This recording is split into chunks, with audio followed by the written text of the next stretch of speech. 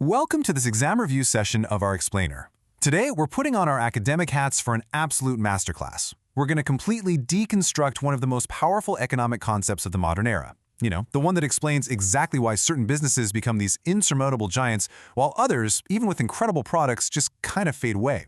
This is rigorous, it's highly analytical, and it's designed to give you that distinction-level understanding of market dominance. So, let's get right into it.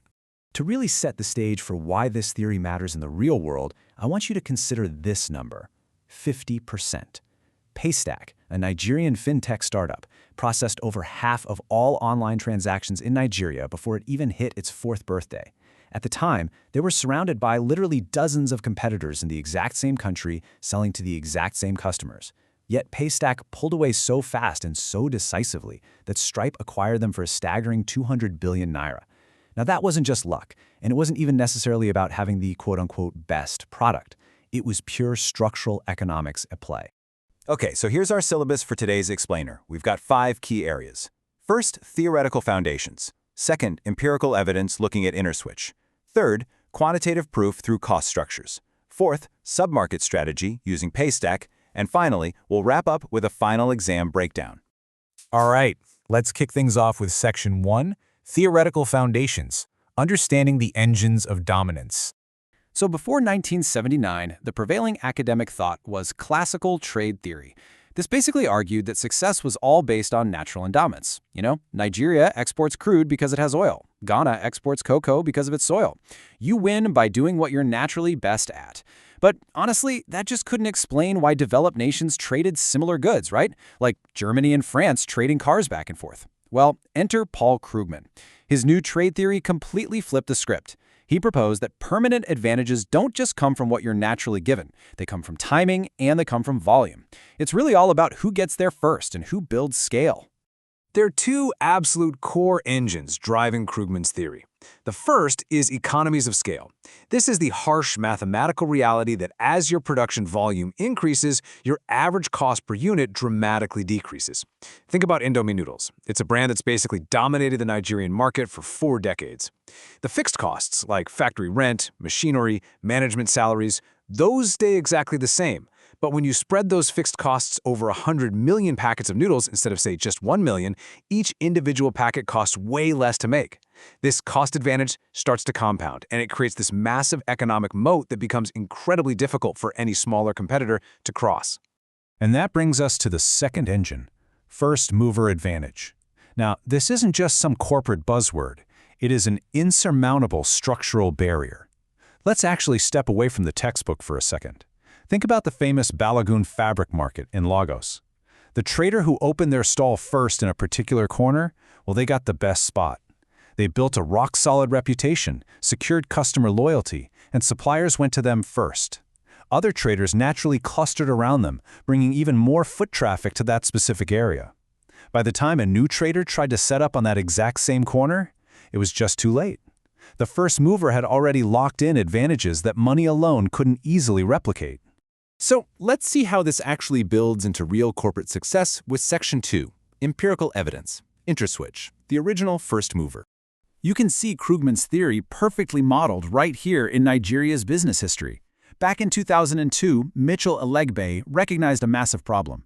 Nigerian banks just couldn't electronically talk to each other. An ATM from one bank literally couldn't read a card from another. So he built Interswitch, creating that foundational switching infrastructure. And because they moved first, they locked in all the major banks. The result? Fast forward to 2024, they generated 137.5 billion naira in revenue and had issued over 100 million Verve cards.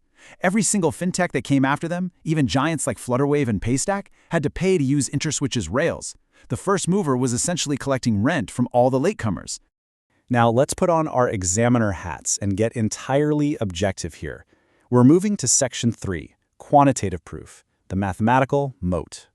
Actually, before we look at the corporate spreadsheets, here is a brilliant street-level preamble for you. A user on Nairaland, Ike_C2_Onisha, shared this amazing experience about selling electronics in Computer Village back in 2008. He started selling Chinese Android phones while everyone else was still totally stuck on Nokia. Because he was early, he bought in volume and locked in those crucial supplier relationships. By the time competitors finally tried to copy him around 2012, his wholesale price was totally unbeatable. As he put it, my cost per phone was 2,500 naira less than theirs. That 2,500 was my moat. I mean, that is Krugman's theory playing out in real time right there. So let's model this mathematically for your exam. Imagine a hypothetical first mover, let's call them FinTech NG, going up against a latecomer, newcomer Pay. Now they both need to build the exact same payment processing infrastructure, which costs 10 billion naira.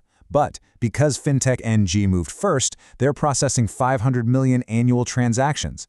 Newcomer Pay, arriving way late to a crowded market, is only processing 50 million. If you divide that 10 billion naira fixed cost by their respective volumes, FinTech NG's fixed cost is just 20 naira per transaction. Newcomer Pay's is 200 naira.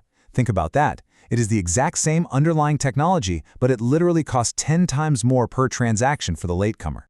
And it gets worse. When we add variable costs to this, say 5 naira for the first mover and 8 naira for the latecomer who doesn't have that supplier leverage, the final picture is absolutely devastating. FinTech NG sits at a total cost of 25 naira per transaction. Newcomer Pay sits at 208 naira. FinTech NG can easily charge their customers 30 naira and still turn a really healthy profit. But if Newcomer Pay tries to match that price, they go bankrupt instantly. They literally cannot price competitively without just bleeding money.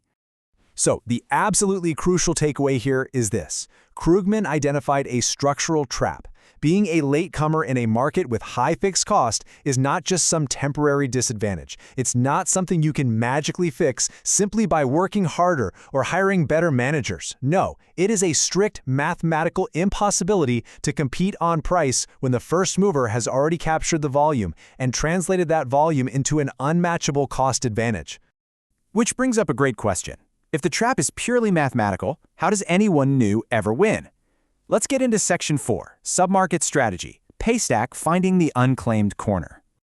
This perfectly illustrates the solution to Krugman's trap. Look at Paystack. They did not try to build a new national switch to compete head-on with Interswitch. I mean, that would have been absolute economic suicide. Instead, they identified a narrow, entirely unclaimed niche, developer-friendly payment APIs for e-commerce.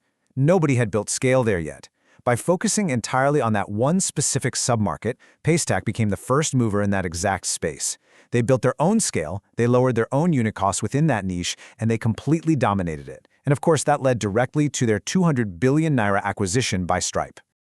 All right, now that we've thoroughly covered the theory, the evidence, and the strategy, let's get you ready for the test. Section 5 is our final exam breakdown. Grab a pen, get your notes ready. If you really want a distinction on your MEVA exam essay, you need to follow this simple 5-step formula. Step 1. Define Krugman's theory. Make sure to note that advantages stem from scale and timing. Step 2. Model the mechanics, specifically explaining the first mover advantage. Step 3. Apply local case studies. Use Interswitch and Paystack as your evidence. Step 4. Evaluate the limitations. Now, this is absolutely crucial for top marks. You have to note that leapfrog models, like OPay, can actually bypass traditional scale. And finally, Step 5. Conclude by synthesizing all these points together. Okay, let's test your retention right now with a quick rapid-fire quiz. Question 1. Recall, which best describes Krugman's new trade theory? Is it based on natural resources, or is it that advantages are permanent due to scale? Well, if you chose scale, you're spot on. Krugman's core insight, and frankly the whole reason he won the Nobel Prize for this, is that scale effects and first-mover timing explain long-term trade dominance, not just natural endowments like having a bunch of oil or cocoa. All right, moving on. Question 2 shifts to application. Using Krugman's theory, why does Interswitch continue to dominate today, bringing in 137.5 billion naira despite massive modern competition? Any thoughts? The answer lies squarely in their 2002 first-mover position. It is a textbook application of unreplicable scale economics and deep client lock-in. Remember, having the flashiest or quote-unquote best app is totally irrelevant here. It is pure, cold structural economics that protects their dominance. Finally, question 3. This one really demands critical analysis. Does Krugman's theory prove that new Nigerian fintechs can never succeed against established giants like Interswitch? Think carefully about the submarkets we just discussed. The answer is definitely no. They absolutely can succeed. While first-mover advantages are incredibly durable in established core markets, new entrants can totally win by achieving first-mover status in unclaimed submarkets. That is exactly the Paystack and OPE playbook. Find your own unique corner and dominate it. And with that, we've reached the end of our review session. We've seen the mathematical proof of why getting there first really matters, and we've learned how to sidestep those structural traps by hunting down untouched niches. So I want to leave you with this final, highly strategic question to ponder. If a giant dominates your industry today, what is the narrow, unclaimed corner where you can move first and build scale tomorrow? Keep learning, keep analyzing, and I'll see you in our next explainer.